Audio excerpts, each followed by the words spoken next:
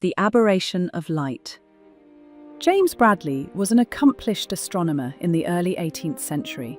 In those early days, his main activity was recording the exact positions of stars as seen from Earth. There was one star called Gamma Draconis, which passed almost directly over him. He took many very accurate measurements over 2 years. He came to realize that Draconis was not appearing where he expected it would. He had to tilt the telescope slightly away from the true position to see the star. Looking at other stars, he saw the same effect. He spent over a year wondering why.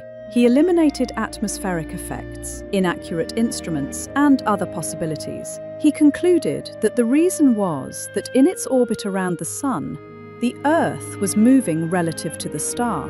To explain what was happening, imagine that you held a glass tube exactly under a raindrop so that it fell through without touching the sides. Now imagine trying the same thing while skateboarding past the drip. Of course it wouldn't work. But suppose that as you're skateboarding, you tilt the tube just enough for your speed that the drop does not touch the sides.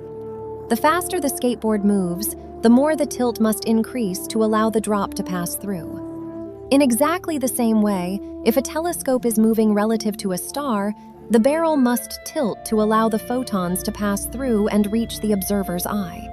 So the tilt is required to compensate for the speed of the Earth. This effect is called the Aberration of Light.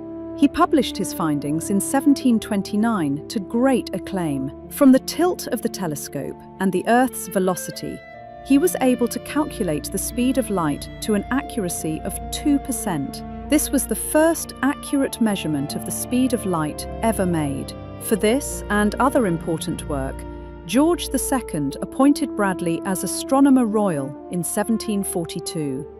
For more interesting physics, see Understanding E = mc² by Tony Reynolds.